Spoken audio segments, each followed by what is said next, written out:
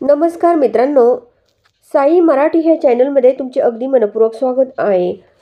साधी माणसं ह्या मालिकेच्या आजच्या भागामध्ये असं बघायला मिळतं की आता इकडे सत्या हा किचनमध्ये असतो. त्याच वेळेस आता मीरा तिथे जाते. तर आता इकडे समोर निरूपा बसलेली असते आणि इकडे हा निरूपाचा मुलगा सुद्धा बसलेला असतो. त्याच वेळेस आता सत्य हा मीराला बोलतो की तू शांत बस, मी सर्व काही करतो. अगं मी तुझ्यासाठी काही करायला तयार आहे असं पण आता इकडे सत्य या मीराला बोलतो. तर मीरा बोलते की अहो राहू द्या, मी करते. तर काही सत्य ऐकायला तयार नसतो. आता इकडे सत्य या मीराला आतमध्ये जाण्यासाठी सांगतो. तर मीरा हळूहळू ही आतमध्ये जाते. तर पुढे असं बघायला मिळतं की आता इकडे निरूपा आणि निरूपाचा मुलगा जेवण करत असतात. त्याच वेळेस सत्य त्यांच्याकडे बघत असतो. मीरा ही आतमध्ये गेलेली असते. त्यानंतर आता इकडे सत्याला सुचत नसतं की नेमका हा काढा कसा बनवायचा. आता सत्याला एक आयडिया सुचते. सत्य लगेच आपल्या आजीला कॉल करतो आणि आजीला बोलतो की आजी, मला सांग, अंग दुखत असेल, ताप आला असेल तर कुठला काढा बनवतात ग, तो कसा बनवायचा ते पण सांग मला आजी. असं पण आता इकडे सत्य हा या इकडे ह्या आपल्या आजीला फोनवर विचारतो. त्यानंतर आजीबाई ह्या सत्याला आता मसाल्याचा डब्बा पुढे घेण्यासाठी सांगतात. आता सत्य तो मसाल्याचा डब्बा पुढे घेतो. त्यानंतर आता इकडे हा सत्य आजीला सांगतो की अगं मसाल्याचा डब्बा माझ्यासमोरच आहे, पुढे काय बनवायचं ते सांग. आता आजी सर्व काही ह्या सत्याला नेमकं तो काढा कसा बनवायचा हे सर्व फोनवर सांगते. तर सत्य आता खूप खुश होऊन बोलतो की आता बघच मी कसा काढा बनवतो तो. आणि आता सत्या ह्या गॅसवर तो काढा बनवण्यासाठी सुरू झालेला असतो. सर्व काही एका पातेल्यामध्ये काय काय वस्तू त्या आजीने सांगण्यासाठी सांगितलेल्या असतात त्या सर्व वस्तू आता हा आपला सत्या त्या पाण्यामध्ये टाकून तो काढा अगदी छान प्रकारे बनवत असतो. आता तर सत्याने तो काढा सुद्धा बनवलेला असतो आणि त्याच वेळेस सत्या तो काढा बनवून इकडे ग्लासमध्ये ओततो आणि इकडे ह्या आपल्या मीराच्या रूममध्ये जातो. तर हे सर्व निरूपा बघते. निरूपाचा खूप जळफाट होत असतो. पुढे असं बघायला मिळतं की तर बिचारी मीरा ही आपल्या रूममध्ये झोपलेली असते. तेवढ्यामध्ये सत्य तिच्यासाठी काढा घेऊन येतो. तर आपली मीरा ही उठून बसते. तर पुढे असं बघायला मिळतं की मित्रांनो आता इकडे सत्या तो काढा ह्या आपल्या मीराच्या हातात देतो आणि तिला तो पिण्यासाठी सांगतो. आता मीरा त्या काढ्याकडेच बघत राहते. त्यानंतर सत्या बोलतो की अगं मीरा, मी हा काढा आजीला बनवून तयार केला, त्यामुळे तू काही टेन्शन घेऊ नको, तू हा काढा पिऊन टाक. असं पण आता हा सत्य मीराला बोलतो. तर मीराचा तरी सुद्धा सत्यावर विश्वासच बसत नसतो. मीरा आता सत्याकडेच बघत राहते. आता सत्याला सुचत नसतं की नेमकं काय करावं. त्यानंतर आता पुढे असं बघायला मिळतं की सत्या पुन्हा मीराला बोलतो की अगं घे ना काढा, मी खूप प्रेमाने बनवलास ग. असं पण सत्या आता या मीराला बोलतो. त्यानंतर मीरा तो काढा आपल्या हातामध्ये घेऊन थोडासा फुकून तो काढा पिऊ लागते. तर सत्या या मीराकडे बघत राहतो. त्यानंतर आता मीरा सुद्धा सत्याच्या सांगण्यानुसार तो काढा पित असते आणि हे सर्व बघून आपला सत्य तर खूपच खुश होतो. सत्याला वाटतं की खरोखर मीरा, मी जो काढा बनवला तो अगदी प्रेमाने पिली, असं पण सत्याचं मन सत्याला सांगतं. तेवढ्यामध्ये आता मीराला तो काढा पिल्यानंतर थोडंसं खोकला येऊ लागतो. त्यानंतर आता इकडे हा सत्य या मीराला बोलतो की अगं धूमकेतू, तुला काय होतंय, तुझी तब्येत बरोबर आहे की नाही, तुला काही त्रास होतो का. असं पण आता इकडे सत्य या मीराला बोलत असतो. तर आता इकडे मीराला खूप खोकला येत असतो. त्यानंतर आता इकडे ही निरूपा आपल्या मनाशी बोलते की मला एक म्हणायचं, काय गरज आहे याला एवढं पुढं पुढं करायची त्याला. असं पण आता इकडे ही निरूपा या बबडीसमोर आणि आपल्या मुलासमोर बोलते. तर पुढे असं बघायला मिळतं की हे तिघे जण इकडे मस्त जेवण करत असतात. तर इकडे ह्या निरूपाचा जो मुलगा असतो तो आपल्या आईला बोलतो की अगं आई, त्यांना राहू दे ना, काही ते पुन्हा आरडाओरड करतील, सर्व खाऊन टाकू नको, त्यांना राहू दे. असं पण आता हा मुलगा या आपल्या आईला बोलतो. तर निरूपा बोलते की जाऊ दे, मरू दे, जिरू दे एकदाची त्यांची. असं पण आता इकडे ही निरूपा या आपल्या मुलाला बोलते. तेवढ्यामध्ये आता इकडे मीरा बाहेर येते. मीराला खोकला येतच असतो. तर सत्या बोलतो की खूप त्रास होतो का धूमकेतू तुला. तर आता मीरासमोर असणारा टॉवेल हातात घेते आणि आपला चेहरा पुसू लागते. त्यानंतर आता इकडे सत्या ह्या धूमकेतूचा हात धरून तिला बेडवरती बसवतो आणि विचारतो की काय होतंस तुला. तर आता इकडे ही मीरा बोलते की काय नाही, मी उपाशी पोट तो काढा पिले त्यामुळे मला त्रास होतोय, बाकी काही नाही. असं पण आता ही मीरा आता या सत्याला सांगते. तर सत्या बोलतो की अगं धूमकेतू, काढा प्यायच्या अगोदर काहीतरी खावं वाटतं. आत्ता मी तुझ्यासाठी जातो आणि जेवण घेऊन येतो, थांब. असं पण आता इकडे सत्य हा या आपल्या मीराला बोलतो. इकडे तर हे तिघे जण जेवण करत असतात आणि त्यांनी सर्व काही खाऊन टाकलेलं असतं. कशामध्येच काही भाजी शिल्लक ठेवलेली नसते, पोळी पण नसते. हे सर्व बघून सत्या खूप टेन्शनमध्ये येतो, कारण सर्व पातेली मोकळीच असतात. आता सत्या खूप रागाने त्यांच्याकडे बघतो. तर इकडे बबडी खूप टेन्शनमध्ये येते. निरूपा सुद्धा सत्याकडे बघते. तर आता इकडे सत्या खूप रागाने आपल्या आईकडे बघताच किती स्वयंपाक होता ह्या पातेल्यांमध्ये, तुम्ही तर सर्व खाऊन टाकला, फस्त करून टाकला का? असं पण सत्या आता सर्वांना बोलत असतो. तर आता हे तिघेजण काही बोलतच नसतात.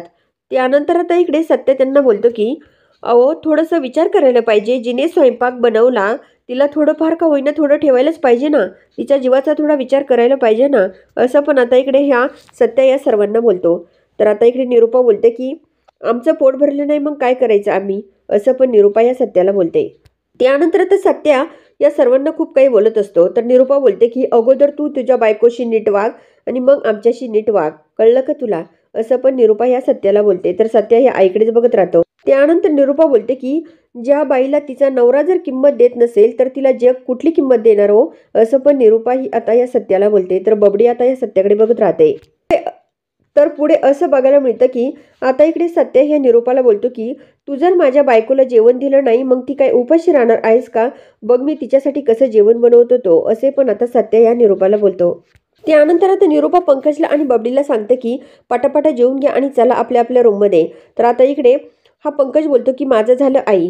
तेवढ्यात आता इकडे सत्या पुन्हा किचनमध्ये येतो आणि आपल्या मीरासाठी धूमकेतूसाठी जेवण बनवू लागतो. तर इकडे पंकजा, निरूपा, बबडी हे सर्वजण आपापल्या रूममध्ये निघून जातात. इकडे आता हा सत्या कुकर घेऊन गॅसवर मांडतो. तर पुढे असं बघायला मिळतं की आता इकडे त्या टेबलवर सर्व भांडी तशीच असतात. त्यानंतर आता सत्या त्या भांडीकडे बघतो. तर पुढे असं बघायला मिळतं की आता नेमकं जो काही सत्य हा त्या कुकरमध्ये सर्व पदार्थ टाकून आता मसाले भात बनवत असतो. आता अगदी छान प्रकारे सर्व काही ही डाळ भाताची जी खिचडी असते ती सत्याने आपल्या या धूमकेतूसाठी बनवलेली असते. आणि इकडे आता असं बघायला मिळतं की सत्याचे वडील ते इकडे बाहेर असतात. तर दुसरीकडे असं बघायला मिळतं की आता इकडे सत्याने ह्या आपल्या धूमकेतूसाठी छान डाळ भाताची खिचडी बनवून ताटात आणलेली असते. आणि सत्या आता मीराला बोलतो की धूमकेतू उठ, बघ मी तुझ्यासाठी काय बनवून आणलं ते. आता या सत्याने अगदी छान प्रकारे ती खिचडी बनवून त्यामध्ये एक भाजलेला पापड सुद्धा आणलेला असतो. आणि खरोखर ही डाळ खिचडी खूप सुंदर बनवलेली असते. तर आता इकडे मीरा या सत्याकडे बघत राहते. परंतु आता सत्य ह्या मीराकडे बघतो आणि बोलतो की अगं धूमकेतू उठ ना, खूप छान बनवली आहे, खूप टेस्टी बनवली आहे, मी खाऊन सुद्धा बघितलेली आहे, तू प्लीज खा ना. असं पण आता सत्या या आपल्या मीराला बोलतो. तर मीराला काही उठता येत नसतं. आता सत्य या मीराला उठून बसवतो आणि मग तिला ती खिचडी खाण्यासाठी देतो. त्यानंतर आता मीराची तब्येत चांगलीच बिघडलेली असते. आता इकडे आपल्या हातामध्ये ते ताट सत्य घेतो आणि ते ताट या मीरासमोर धरतो. तर मीरा आता सत्याकडे बघत राहते. तर आता मीराला सत्य बोलतो की प्लीज मीरा खा ना गं, खूप प्रेमाने बनवली मी तुझ्यासाठी ही. त्यानंतर आता इकडे सत्य या मीराला सांगतो की ह्या घरामध्ये जेवढी माणसे आहेत ना ती एक नंबरची स्वार्थी आणि मतलबी आहेत. त्यांचं पोट भरलं की विषय संपला, ते बाकीच्यांचा विचार करतच नाही, असं पण सत्य या मीराला बोलतो. त्यानंतर आता सत्य हा स्वतःच्या हाताने मीराला ती खिचडी चमच्याने भरू लागतो. तर आता इकडे सत्याकडे ही मीरा अगदी प्रेमाने बघत राहते. त्यानंतर आता इकडे धूमकेतूला ताप आलेला असतो. तर सत्य आता स्वतःच्या हाताने चमच्याने डाळ खिचडी या आपल्या धूमकेतूला भरवतो. तर आता इकडे धूमकेतूच्या डोळ्यातून पाण्याच्या धारा वाहू लागतात. इकडे आता सत्या बोलतो की ए धूमकेतू, असं रडायचं नाही, तापामध्ये असं रडायचं नसतं बाळा. असं पण आता सत्य या धूमकेतूला अगदी प्रेमाने बोलतो. त्यानंतर आता इकडे ही मीरा स्वतःच्या हाताने 2-3 चमचेची डाळ खिचडी खाते आणि बोलते की नको बाद झालं, मला माझ्या तोंडाला चव नाही. असं असं पण आता इकडे मीरा या सत्याला बोलते आणि ते ताट डाळ खिचडीचं या सत्याच्या हातात देते. सत्य त्यानंतर थोडंसं पाणी पिण्यासाठी मीराला देतो. तर मीरा ते पाणी पिते. आता इकडे या मीराला थोडासा खोकला पण येत असतो. तर पुढे असं बघायला मिळतं की आता मीरा ते पाणी पिल्यानंतर इकडे आता तो ग्लास खाली ठेवणार तर सत्य लगेच मीराच्या हातातून तो ग्लास घेतो. मीरा व सत्य दोघेही एकमेकांकडेच बघत राहतात. त्यानंतर मीरा ही आपला जो काही ग्लासला हात असतो तो बाजूला काढून घेते. तर आता सत्याचा हातामध्ये ग्लास सत्य हातामध्ये घेतो. तर पुढे असं बघायला मिळतं की आता इकडे मीरा ही पुन्हा आपल्या जागेवर ते खाली झोपून घेते. तर आता इकडे असं बघायला मिळतं की आता सत्य हे मीराकडेच बघत राहतो. तर पुढे असं बघायला मिळतं की मला तुला सॉरी म्हणायचं होतं ग धूमकेतू, असं पण आता इकडे हा सत्य आपल्या मनाशी बोलतो. परंतु मीराही आपल्या जागेवरती झोपते.